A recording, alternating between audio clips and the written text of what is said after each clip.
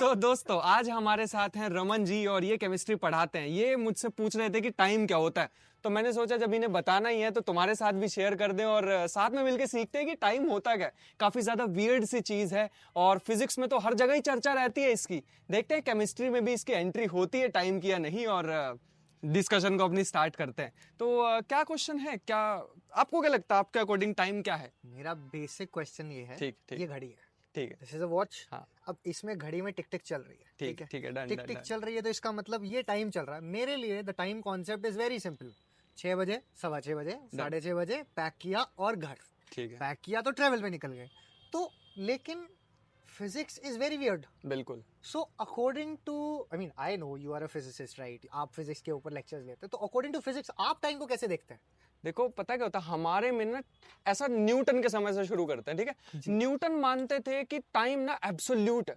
Absolute absolute मतलब सबके लिए सेम, पूरे यूनिवर्स में। हाँ, सबके लिए सेम। Okay. मतलब मेरे लिए अगर 1 सेकंड पर सेकंड टाइम की स्पीड है तो पूरे यूनिवर्स में सेम होगी। जैसे जैसे फॉर एग्जांपल भगवान ने जब ये यूनिवर्स बना था तो एक तीर की तरह टाइम को छोड़ दिया ठीक है, पास्ट में, और वो पास्ट से फ्यूचर की तरफ चलता जा रहा है, चलता जा रहा है, और वो तीर सबके लिए सेम है। okay. हर इंसान के लिए okay. ऐसा है। okay. इसे एब्सोल्यूट बोलते हैं। देखो, अगर मुझे ये हाँ। किसी छोटे से बच्चे को समझाना है, फिजिक्स फॉर अ किड, तो उसको मैं कैसे एक्सप्लेन करूं कि भगवान ने तीर छोड़ दिया है और वो चल रहा है, चल रहा है, चल रहा है। एक्चुअल में यही है ना। हम अपने आसपास देखते हैं कि अगर किसी को बोलूं कि टाइम क्या होता है तो वो सिंपल, जैसे आपने बताया ना स्टार्टिंग में कि घड़ी दिखा दी कि 1 सेकंड पर सेकंड उसकी स्पीड होती है। Yes. बिल्कुल ठीक है, यहाँ तक बच्चा भी ऐसे ही समझेगा। और यही तो है हमारा एब्सोल्यूट टाइम। मेरे लिए अगर 2 बजे हैं तो मैं, न्यूटन बोल रहे हैं कि पूरे यूनिवर्स में सबके लिए 2 बजे हैं, किसी के लिए कुछ अलग नहीं है। पर अगर मैं टाइम इसकी बात करता हूँ, टाइम वेरिएशन की बात कर रहा हूँ, इंडिया में टाइम अलग है। हाँ। अच्छा, कनाडा मेरे रिलेटिव्स हैं, उनको बात करो तो टाइम अलग है। हाँ, तो ये टाइम जोन क्यों है फिर? ये टाइम जोन को छोड़ दो, मैं इस समय टाइम के स्पीड की बात कर रहा हूं। मतलब टाइम बीतता है 1 सेकंड पर सेकंड, वो सबके लिए सेम है। 1 सेकंड पर पर सेकंड। Second, okay. कमाल की बात है ना। दैट इज वेरी एब्जॉर्ब करने में समय लगेगा जी, शायद, जी, बट जी। 1 सेकंड पर सेकंड सबके लिए वो तो सेम है ना, चाहे मैं यहाँ हूँ, चाहे कनाडा में हूँ, चाहे किसके लिए भी हूँ। जी। अच्छा, सबसे अजीब और सबसे अमेजिंग बात मुझे ये लगती है कि मेरे लिए लगभग 6 बजे सनराइज होता है, अप्रोक्सीमेटली इतने बजे है ना। बिल्कुल। लेकिन वो टाइम तो मेरे लिए वो 6 बजे कितना इंपॉर्टेंट हो गया। वो 6 बजे का टाइम सुबह बड़ा इंपॉर्टेंट है, एक सनराइज होता बेंचमार्क हो गया वो। है। हाँ, एक एक ऐसा पर्टिकुलर कोई टाइम हो गया। लेकिन जो एस्ट्रोनॉट स्पेस में फ्लोट कर रहा है, हाँ। उसके लिए तो वो 6 बजे का कोई महत्व ही नहीं रह गया। उसके लिए किस उसके बात लिए- का सनराइज, वो तो सन को देख सकता है हर समय। उसके लिए तो कुछ उसके लिए वो कुछ 6 different बजे नहीं की है। खत्म हो गई ना वो इंपॉर्टेंस। जी। तो ये जो न्यूटन बताते थे कि ये जो टाइम है ये एब्सोल्यूट एब्सोल्यूट मतलब हर जगह सबके लिए सेम, ये बात चल दी, बहुत समय तक चली। सब मानते थे कि भाई न्यूटन ने जो बोल दिया ना वो तो कटु सत्य है। हाँ वो That's a सत्य है, fact। हाँ इट्स अ फैक्ट। ठीक वो है। यूनिवर्स के बारे में उन्होंने बोल दी और वही सही है। ठीक है। जब एंट्री हुई आइंस्टाइन की, हाँ। आइंस्टाइन ने बताया कि ये जो टाइम होता है ना, ये एब्सोल्यूट नहीं है, ये रिलेटिव है। Okay। जैसे हम फॉर एग्जांपल, आप केमिस्ट्री में हो तो आपको रिलेटिव डेंसिटी का मतलब पता होगा। बिल्कुल रिलेटिव पता है। डेंसिटी मतलब वो, विद रिस्पेक्ट टू समवन। हाँ, विद रिस्पेक्ट टू समथिंग। जैसे अगर मैं बच्चों को एग्जांपल देता हूँ कि मैं इंटेलिजेंट हूँ, हाँ। मैं सर्वगुण संपन्न 16 कला संपूर्ण तो नहीं हूँ। नहीं नहीं नहीं। मैं अगर इंटेलिजेंट हूँ तो या तो मैं तुमसे इंटेलिजेंट हूँ, हाँ। और दूसरे वाले से मैं कम इंटेलिजेंट हूँ, हाँ। तो that is in relation to someone. हाँ, बिल्कुल रिलेटिव सही। Word I understand. रिलेटिव मतलब किसी के रिस्पेक्ट में। जी। तो उन्होंने, आइंस्टाइन ने बताया ये टाइम भी रिलेटिव होता है। इसको एक्सप्लेन करना डिजर्व करता है कि तो कैसे। ये एक तो नॉर्थ जा रहा है, एक साउथ हाँ, जा रहा है। हाँ, न्यूटन हाँ। पर कह रहे हैं एब्सोल्यूट है, वो वो कह रहे हैं रिलेटिव है। क्या हाँ। कहाँ जा रहे हैं हम लोग? बिल्कुल सही क्वेश्चन, और सही इसमें से आइंस्टाइन है। हम अपने आसपास देखें ना, हमें ऐसा लगता है यार न्यूटन ने गलती ही क्या की, ठीक तो है, लेकिन हम सोच रहे हैं सिर्फ अर्थ के बारे में। अर्थ से बाहर भी तो दुनिया है। बिल्कुल। पहले तो ये बोलने पे हमें लोगों को मार दिया जाता था ना। पहले के समय में क्या होता था, एक आदमी थे, उनका नाम ब्रूनो था। उन्होंने कहा इस आसमान से ऊपर ना कुछ लोग रहते हैं, भाई उसको जला दिया उस इंसान को। मतलब कैसी बात थी ना। बट आइंस्टाइन ने बताया अगर हम इस अर्थ से बाहर देखें तो टाइम अलग अलग ऑब्जर्वर्स के लिए, जो भी मतलब टाइम को मेजर कर रहा है, देख रहा है, उसके लिए अलग अलग तरह से बीत सकता है। कैसे? मेरे मन में भी पहली बार यही क्वेश्चन आया था। उन्होंने 2 तरीके बताए कि कैसे टाइम अलग अलग लोगों के लिए अलग अलग बीत सकता है। सबसे पहली कंडीशन, अगर तुम्हारी speed near the speed of light हुई, हमारे पूरे यूनिवर्स में स्पीड लिमिट सेट है 3 × 10⁸ हाँ, मीटर पर सेकेंड। बिल्कुल सही। हाँ।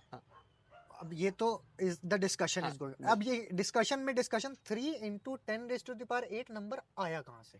मतलब सबसे बड़ा लंबा चौड़ा डाउट और कॉन्सेप्ट ये भाई साहब, आपने बिल्कुल। नंबर निकाल दिया, हाँ, हाँ, हाँ, आपने नंबर निकाला कैसे? व्हाट इज बिल्कुल। The criteria of measurement of this number? यही क्यों? हाँ, मतलब ऐसे समझो कि हमारे यूनिवर्स में ना, वैसे यहाँ पे बीच में गॉड का कॉन्सेप्ट भी घुस जाएगा जिसमें मैं बिल्कुल नहीं जाना चाहूंगा, बट हमारे यूनिवर्स में मान लेते हैं हमारा एक ही यूनिवर्स एग्जिस्ट करता है, इसके अलावा कुछ भी नहीं है, तो उसकी कुछ प्रॉपर्टीज हैं ठीक है, फिक्स्ड, हमने जान लिया उसके मिस्ट्रीज, जिसमें है। से एक है स्पीड ऑफ लाइट। ठीक है, इंफॉर्मेशन ट्रेवल ही नहीं कर सकती इस स्पीड से ज्यादा। ठीक है, हमारा यूनिवर्स ही ऐसे बना है, डिजाइन ही ऐसे हो रखा है। ठीक है। 3 into 10 की पावर 8 रफली, वैसे थोड़ी सी इससे कम होती है, बट इतनी स्पीड ही हो सकती है किसी भी इंफॉर्मेशन को वो ट्रेवल ट्रैवल करने करने की। की। हाँ, हाँ, हाँ, अगर मैं अभी बोल रहा हूँ, we are not able to see the waves here, हाँ, हाँ, हाँ, मेरी आवाज तुम तक पहुंच रही है, हाँ, हाँ। तो क्या उसकी स्पीड भी 3 नहीं, into 10 नहीं, नहीं, नहीं, नहीं, नहीं, बिल्कुल नहीं, बिल्कुल नहीं। ये जो हम बोल रहे हैं साउंड वेव्स है। साउंड वेव मतलब ये जो अपने आसपास एनवायरनमेंट है उसकी वाइब्रेशंस है जो हम सुन पा रहे हैं, वो हमारे यहाँ वाइब्रेशंस लग रही है। ठीक है। ये जो लाइट है ना, इसके अंदर छोटे छोटे पार्टिकल्स होते हैं। वो Okay. आपने भी तो एटॉमिक थ्योरी में पढ़ाते हैं ना, फोटोन पार्टिकल, जो मैक्सवेल की बात वहां पे भी होती है।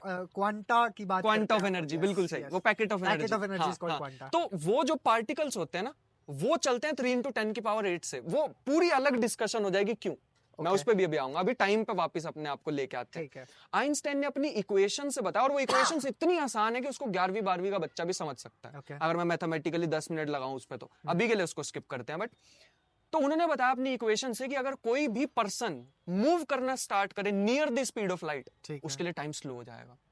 अच्छा। अब आप ये पहली बार सुन रहे हो बात, हाँ।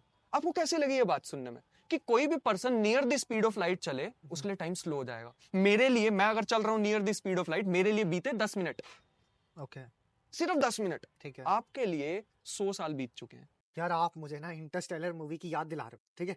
वो मूवी मुझे आज तक नहीं समझ में, 2 बार देखी है मैंने, पर मुझे नहीं समझ में। एक बंदा, मतलब एक एस्ट्रोनॉट, वो किसी और प्लेनेट पे है, उसके सिर्फ 4 या 5 मिनट निकले, एंड ही कम्स बैक, यहाँ पे 7-8 साल हो चुके हैं। हाँ, हाँ, हाँ। तो मैं तो सोच रहा था पीएचडी वहीं जाके कर लूं। बिल्कुल मेरी सही बात। पीएचडी बहुत आसानी से हो समय जाएगी, बच जाएगा। समय बच जाएगा। तो या that is, I mean, the relative concept of time, right? हाँ, हाँ, पर हाँ। मुझे वो अब आपको समझाना पड़ेगा कैसे। बिल्कुल सही बात है।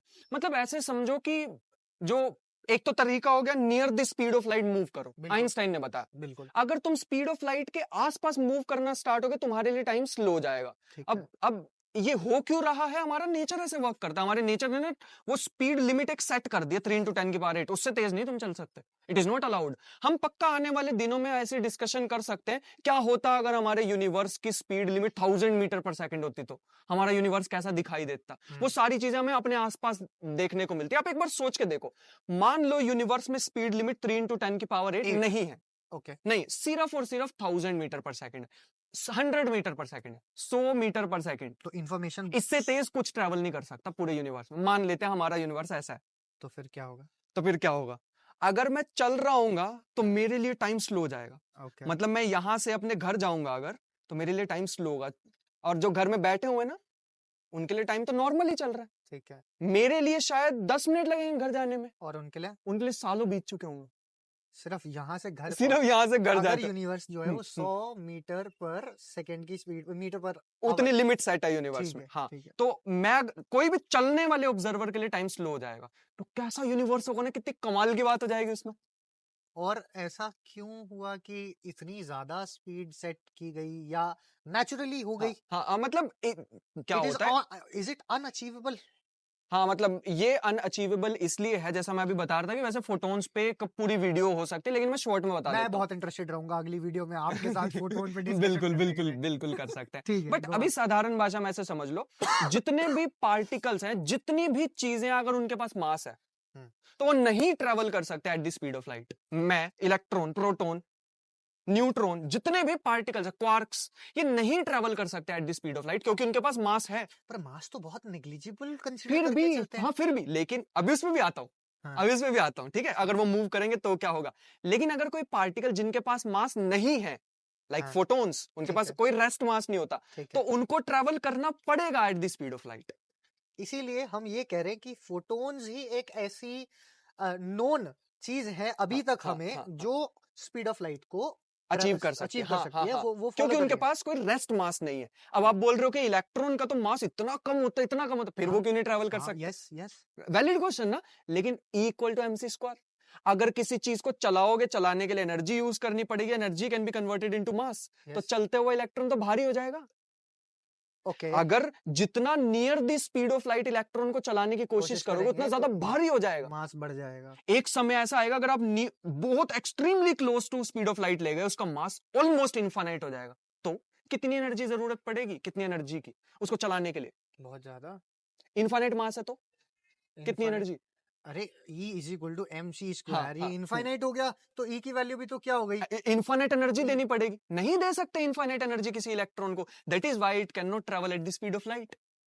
ओके, अब और ज्यादा दिमाग घुमाने वाली एक और चीज बता, तो वैसे मेरे को खा चुका पता, हूं मैं। हाँ, चक्कर खा चुका होंगे इतने में। नहीं, बट लेकिन फिर भी हाँ, फिर भी अगर मैं बोल रहा हूं कि जो चल रहा है ऑब्जर्वर, उसके लिए थोड़ा सा टाइम स्लो बीतता है relative to others. Others, near the yes, speed of light जाओगे तो और स्लो हो जाएगा। ठीक है। क्या होगा अगर मैं स्पीड ऑफ लाइट से चलना स्टार्ट हो गया, हाइपोथेटिकली हम्म, मैं ही फोटोन हूं, मैं ठीक है, ट्रैवल कर रहा हूं ठीक है, स्पीड ऑफ लाइट से, तो तो मेरे लिए टाइम बीतेगा ही नहीं।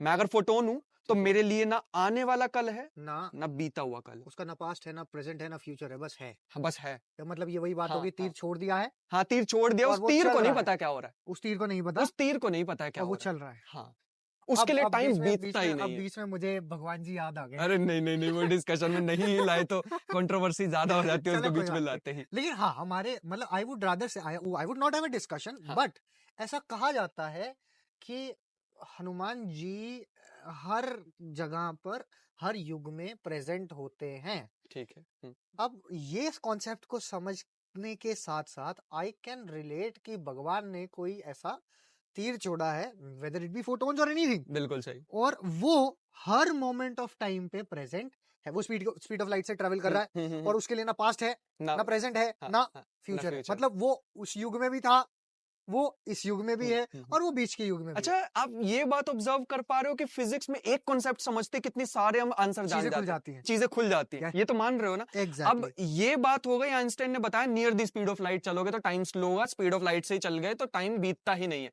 बट चीजें और ज्यादा वियर्ड हो जाती हैं जब दूसरी बात आती है कि और कैसे टाइम रिलेटिव को एक्सपीरियंस कर सकते हैं।